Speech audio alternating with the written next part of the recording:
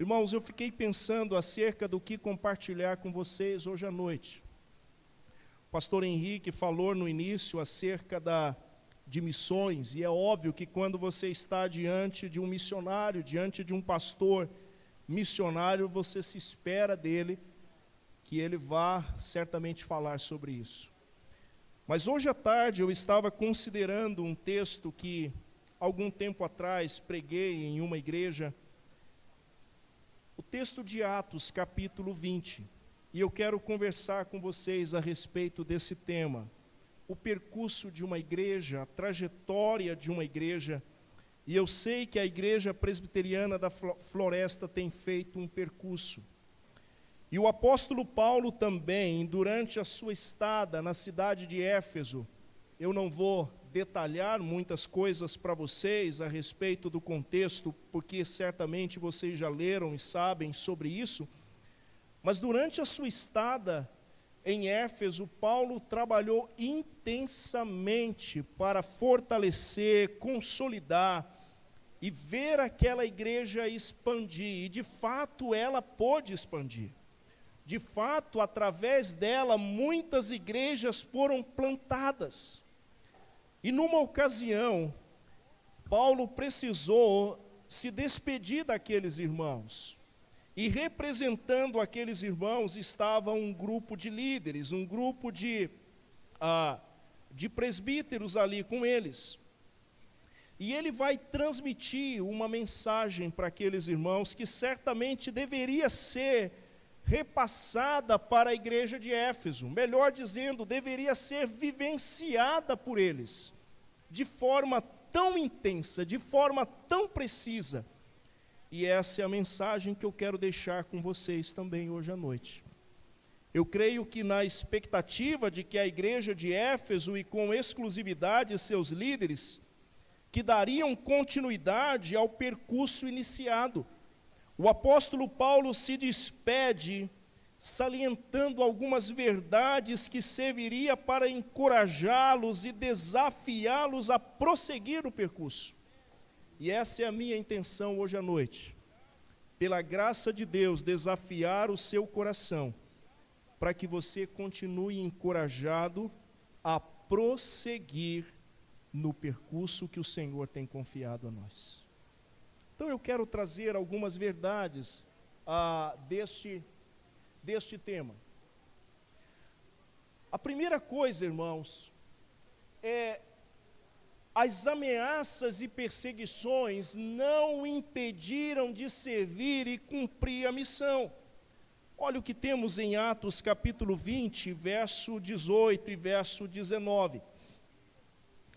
Quando os presbíteros chegaram ali, aqueles irmãos que ele havia mandado chamar da igreja de Éfeso, quando chegaram, ele lhes disse: vocês sabem que desde o dia em que pisei na província da Ásia até agora, eu fiz o trabalho do Senhor humildemente e com muitas lágrimas. Suportei as provações decorrentes das intrigas dos judeus. Ameaças e perseguições não o impediram de servir e cumprir a missão. Meus irmãos, Paulo abre o coração e ele expõe agora algumas circunstâncias que enfrentou, mas nada disso o interrompeu de cumprir a sua trajetória entre eles. E o que foi que ele enfrentou? Ele descreve provações decorrentes das intrigas dos judeus. Eu fui por eles fortemente perseguido. Foram muitas as perseguições que enfrentou por causa de sua fidelidade ao anúncio do Evangelho. Entretanto, percebemos a sua coragem, ousadia, perseverança e confiança no Senhor, que o sustentou e usou a sua vida para que a obra avançasse em Éfeso e em toda a Ásia Menor. Irmãos, eu não tenho dúvida que nós estamos carentes nos dias de hoje de homens e mulheres com coragem, ousados e perseverantes. Homens que estejam dispostos a enfrentar as lutas e perseguições vigentes. E eu creio que ela vai se intensificar. elas podem até amenizar em algum momento do percurso, mas elas se intensificam. E nós precisamos nos lembrar disso diariamente. Lembrar que o percurso de uma igreja sempre trará consigo algumas situações em que lágrimas serão visíveis, acusações serão feitas, motivos que podem ser usados para diluir sua obra e testemunho. Todavia, irmãos, a melhor coisa a fazer como igreja é prosseguir, continuar o serviço, enxugar as lágrimas e jamais deixar de anunciar os desígnios de Deus. E é isso que eu quero transmitir inicialmente para vocês. Era isto que Paulo estava a dizer para aqueles irmãos. Ameaças e perseguições vieram, mas eu não parei, não desisti. E vocês viram isso, vocês observaram, vocês sabem do que eu estou dizendo. A segunda coisa que Paulo passa a destacar com eles é a humildade no serviço prospera o ministério. Vejam o que ele diz no verso 19. Fiz o trabalho do Senhor humildemente e com muitas lágrimas. Meus irmãos, o apóstolo Paulo não se vangloria de qualquer atuação ministerial. É perceptível seu caráter e espírito humilde, tanto para ensinar, cuidar e conviver. Isso foi tão visível no período em que ele esteve em Éfeso, que os irmãos, que os líderes, nada disseram a respeito, nem puderam contestá-lo.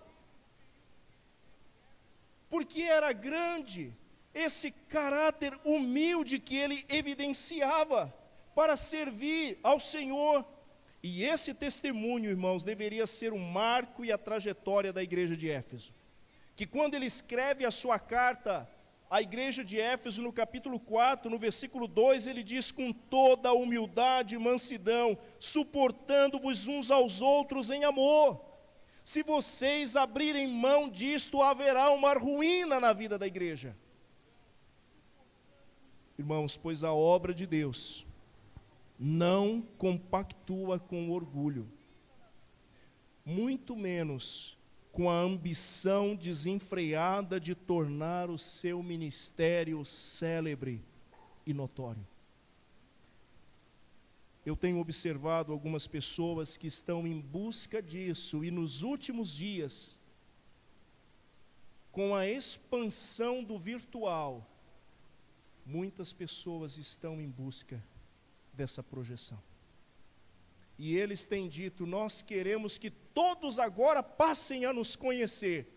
E estão fazendo qualquer coisa para que isso seja possível. E isso pode ser uma armadilha, irmãos. Nós estamos ouvindo também pessoas dizendo: ninguém apresenta melhor do que nós, ninguém tem uma estrutura semelhante à nossa, a nossa renda continua sendo a mais robusta, o nosso presbitério é o mais qualificado. Queridos irmãos, cuidado com essa busca pelo reconhecimento, isso pode nos afastar da humildade do serviço, inclusive de termos um espírito aprendiz. E eu faço uma observação aqui com vocês. Eu já tenho dito isso em algumas igrejas. Muitas pessoas podem ser tão conhecidas na terra, mas desconhecidas no céu. Muitas pessoas podem ser tão aclamadas aqui, tão conhecidas, tão reconhecidas, mas desconhecidas na eternidade, no celestial, porque eles não têm tempo com o Senhor. O céu não os conhece. Irmãos, a trajetória da igreja de Éfeso deveria ser guiada pela humildade. Do contrário, estariam construindo um monumento para si mesmo, e esse culto para si mesmo já acontecia com muita frequência em Éfeso. E era o culto ao imperador. Infelizmente, irmãos, muitas comunidades prosseguem nesta direção.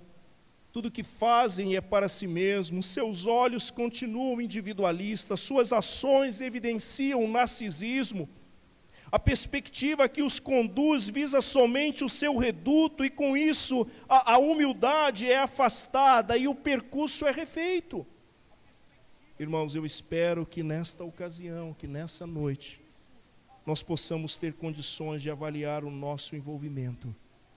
E se ambos estamos refletindo a humildade que manifesta o caráter de Cristo Jesus.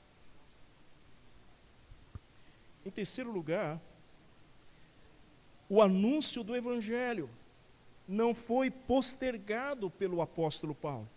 Olha o que ele diz nos versos 20 e no verso 21.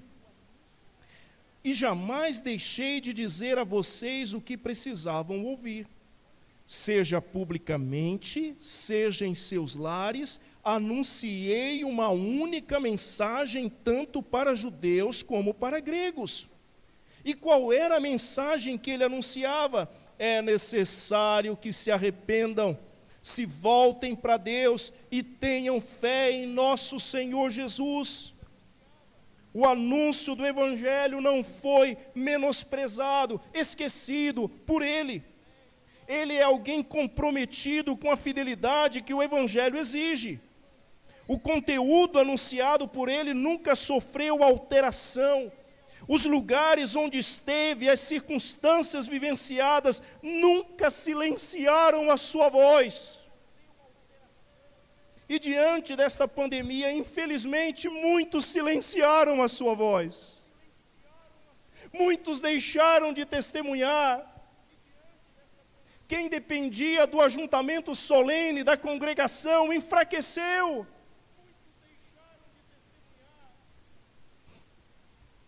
Irmãos, a igreja de Éfeso foi plantada dentro dessa perspectiva. Seus líderes agora deveriam continuar o anúncio e o viver do Evangelho, que é caracterizado por efeitos de mudança. Durante a sua trajetória, a igreja só tem relevância quando o Evangelho é anunciado a todos, de maneira compreensível e fidedigna, o que posteriormente causa mudanças perceptíveis.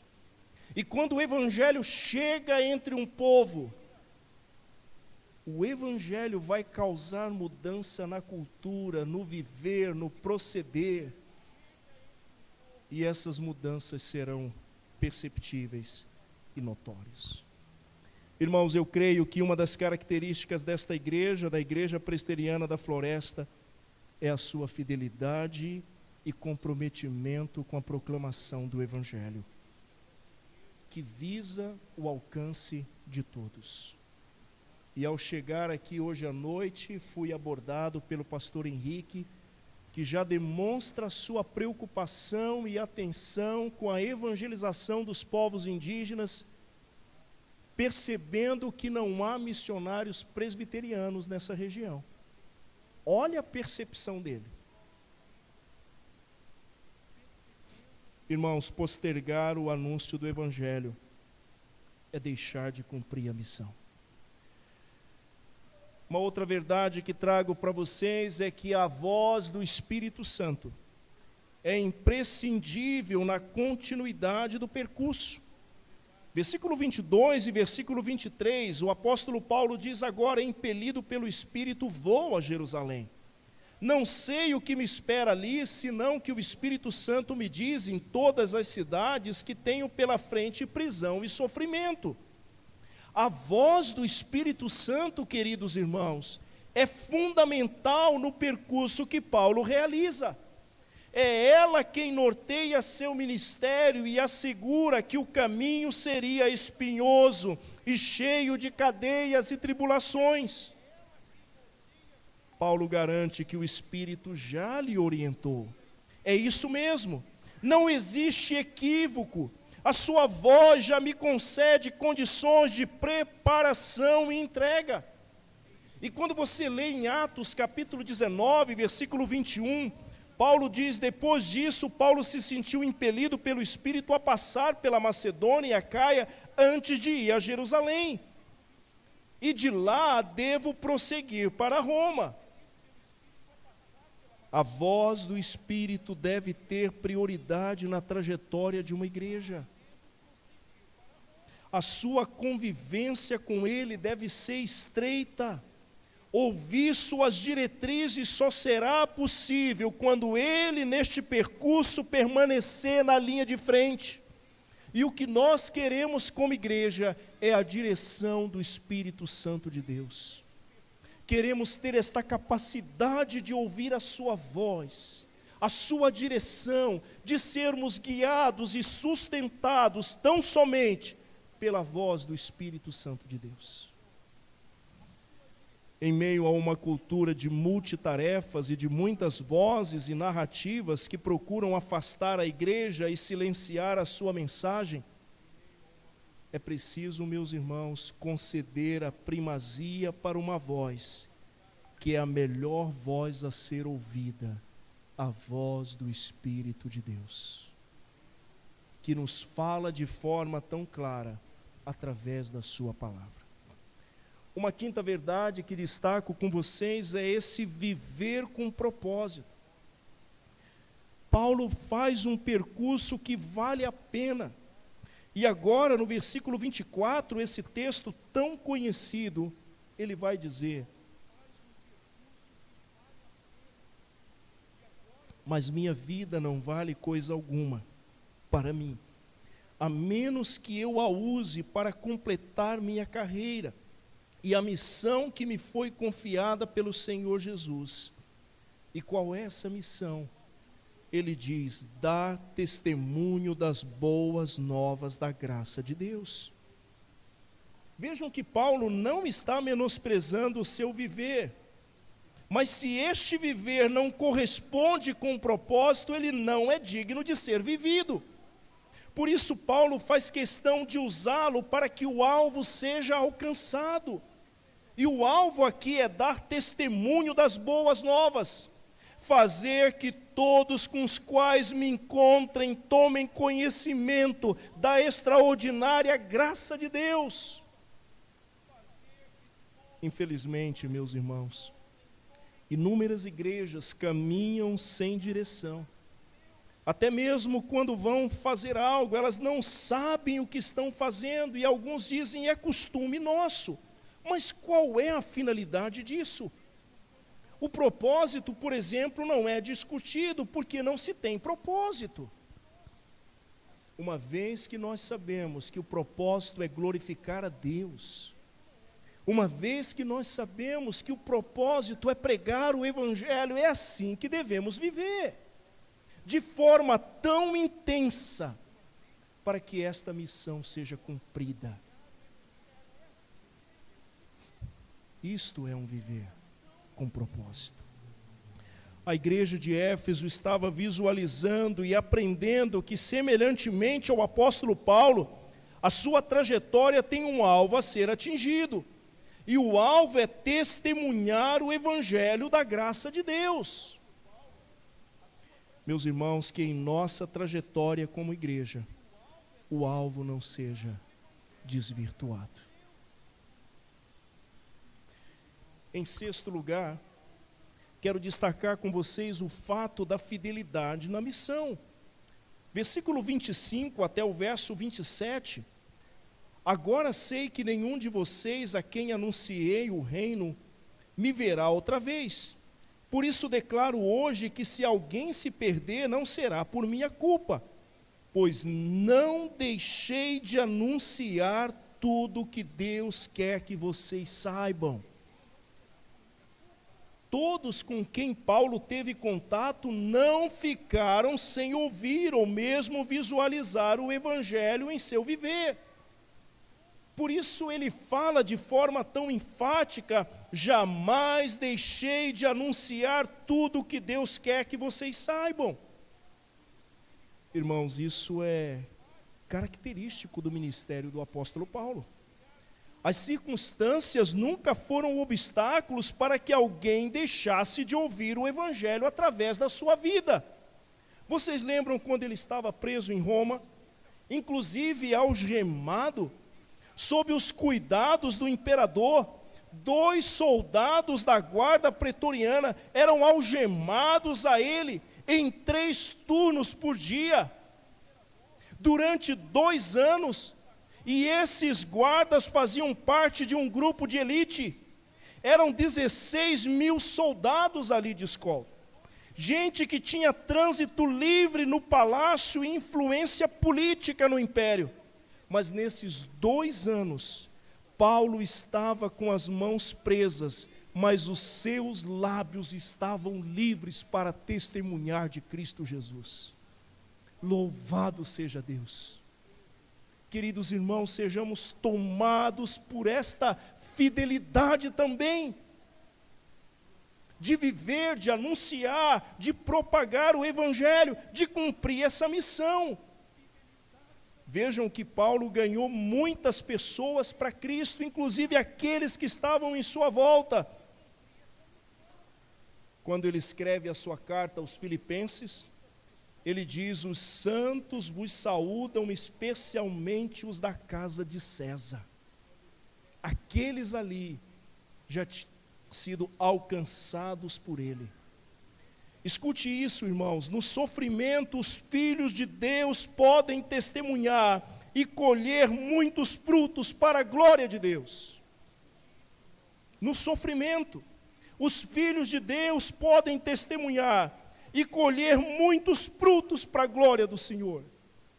Em meio a essa pandemia, quando muitos dos nossos colegas tiveram que sair rapidamente das aldeias, bem antes de serem notificados para deixar, a missão agilizou e todos saíram. Em meio a essa situação, temos visto o agir de Deus entre esses povos. Por causa da fidelidade, por causa do comprometimento de muitos que estão anunciando esta palavra, sem perder sequer uma das oportunidades concedidas. Em 7º lugar, meus irmãos, Paulo vai falar acerca do cuidado do rebanho. Vejam no verso 28.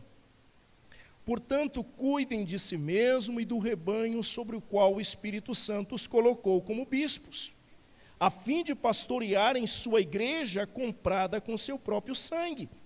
Sei que depois de minha partida surgirão em seus meios falsos mestres, lobos ferozes que não pouparão o rebanho. Até mesmo entre vocês se levantarão homens que distorcerão a verdade a fim de conquistar seguidores. Portanto, vigiem, lembrem-se dos 3 anos que estive com vocês, de como dia e noite nunca deixei de aconselhar com lágrimas cada um de vocês. Inicialmente, Paulo diz: cuidem de vocês, cuide de sua vida piedosa. Queridos irmãos, nós estamos precisando ver homens e mulheres mais piedosos. E é essencial o cuidado pessoal, a vida de relação, intimidade, comunhão com Deus. Eu tenho dito que muitas vezes podemos estar ocupados com a obra de Deus e não com o Senhor da obra. Temos uma agenda cheia a respeito da obra, mas não temos tempo para o Senhor da obra. Não oramos mais com intensidade. Passamos a ler as Escrituras porque temos que pregar acerca delas. Elas já não são mais o nosso deleite, o nosso alimento, o lugar onde a gente chora e se prostra diante do Senhor. Era isto que Paulo queria que aqueles irmãos fizessem: cuidar de si e simultaneamente cuidar dos outros.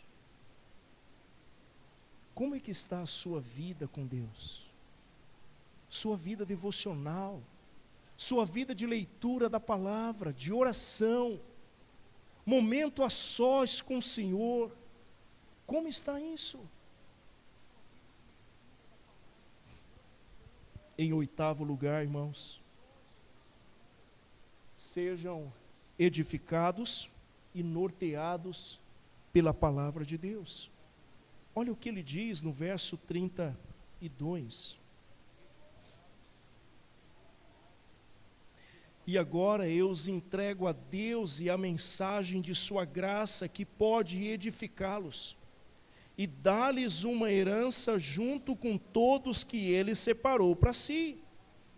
A palavra descrita pelo apóstolo Paulo como poderosa e que edifica aqueles a quem se relacionam com ela é o resultado, irmãos, de uma convivência salutar e desejável no percurso de uma igreja.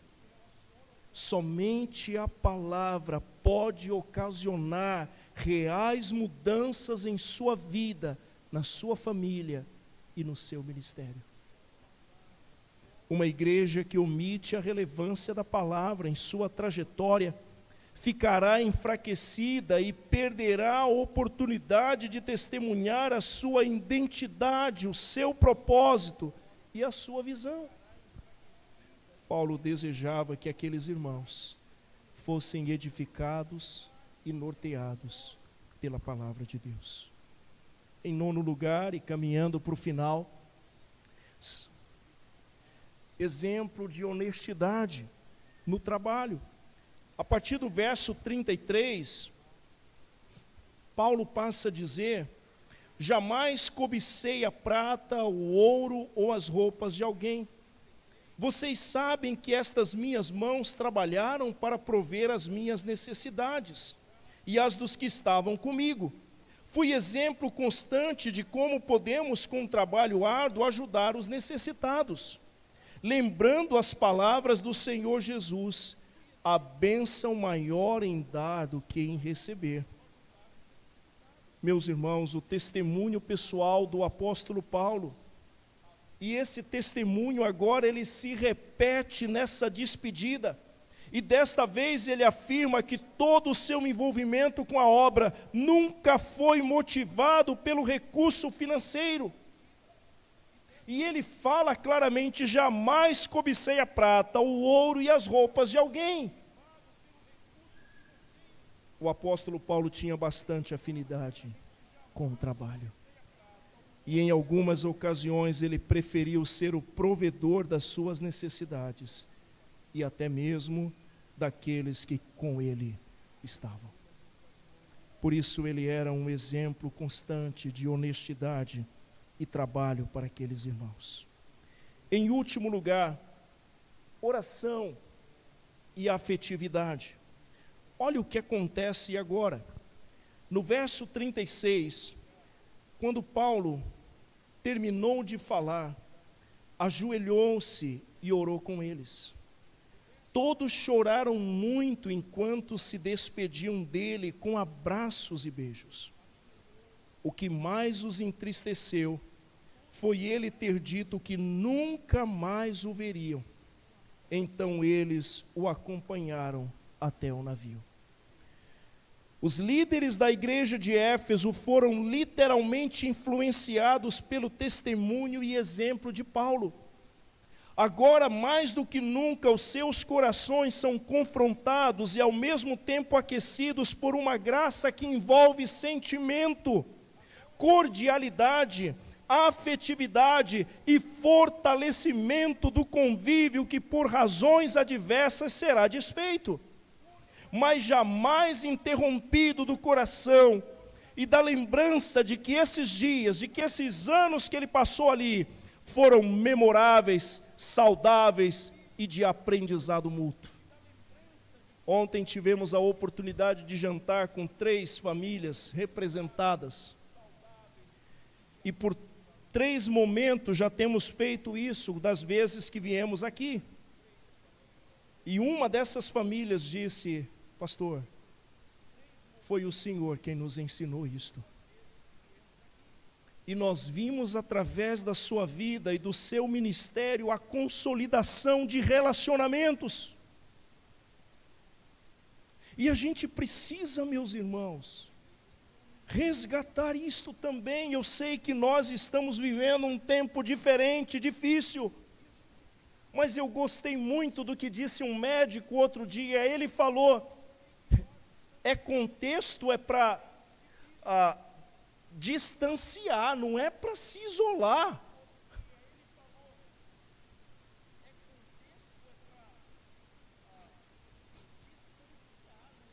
O término desse ajuntamento é marcado por um sentimento de graça, de compaixão, de choro, de boas lembranças.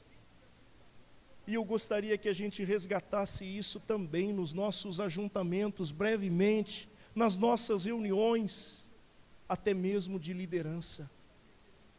Quando foi a última vez que os presbíteros desta igreja se ajoelharam e choraram a Deus? Será que nós estamos nessa expectativa de que logo esse tempo passe, para que nós possamos retornar a esse momento de afetividade com os nossos irmãos? Porque isso faz bem, irmãos. Isto é salutar. Isto é terapêutico também para a nossa vida. Eu termino esta mensagem, queridos irmãos, dizendo que a trajetória da igreja deve deixar marcas que assemelham com o Senhor Jesus. Portanto, sigamos com fidelidade, humildade e exemplo a ser seguido, servindo ao Senhor com toda alegria e disposição para chegar ao final da corrida, não deixando de exercer o pastoreio pessoal e coletivo e realizar orações e afetividades. Era isto que Paulo queria, que continuasse acontecendo na igreja de Éfeso. E eu desejo, irmãos, que o percurso desta igreja seja marcado por essas verdades, para a glória do Senhor. Muito obrigado pela oportunidade de estar com vocês hoje à noite. Muito obrigado, pastor Henrique, pela confiança e liberdade de estar com vocês. Que Deus os abençoe. Amém.